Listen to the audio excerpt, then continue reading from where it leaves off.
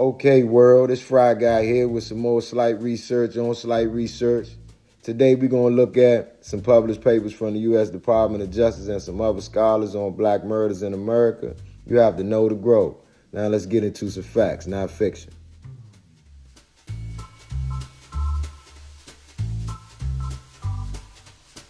Black on black homicide, a psychological, political perspective. This study is done by the United States Justice Department. A.L. Poussin article. Annotation. Black homicide rates are 7 to 8 times those of whites, though blacks have a rate of poverty only 4 to 5 times that of whites. Today, homicide is the leading cause of death among young black men and contributes significantly to the shortened lifespan of black males. In about 80-90% of the cases, the black victim was killed by another black, and about 52% of murder victims were acquainted with their seller. And that's sad that we just killing each other. Just as we accept that suicide victims are psychologically impaired, we must acknowledge that the murderer is similarly impaired, and blacks, for both environmental and political reasons, are likely to reflect emotional predispositions that allow them to more readily become a homicide statistic. Projected self-hatred facilitates blind rage and gives the perpetrator of the violent attack a sense of legitimacy and justification.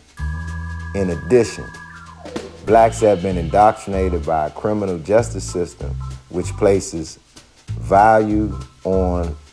higher value on a white life than on a black life.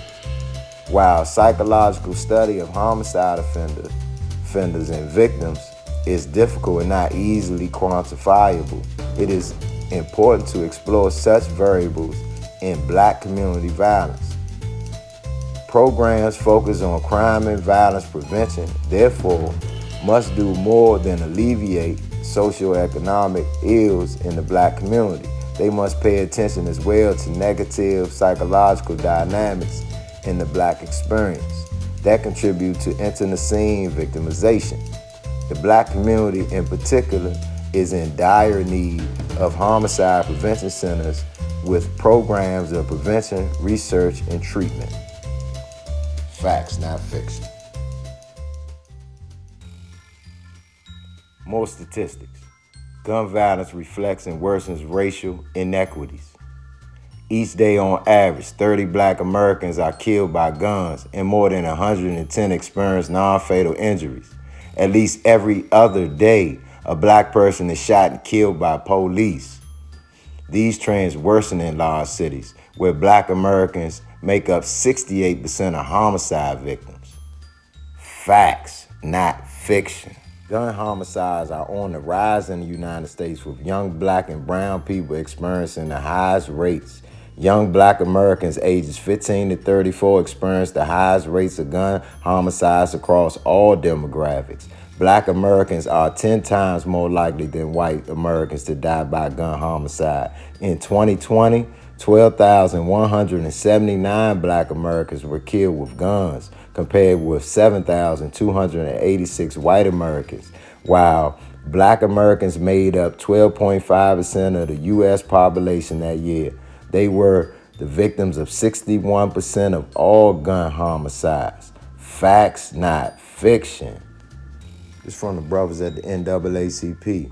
Did you ever ask yourself, where did the police come from? The origins of modern-day policing can be traced back to the slave patrol.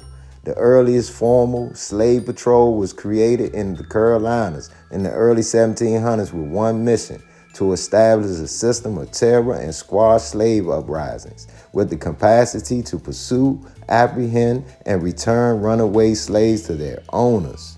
Facts, not fiction. You gotta know to grow.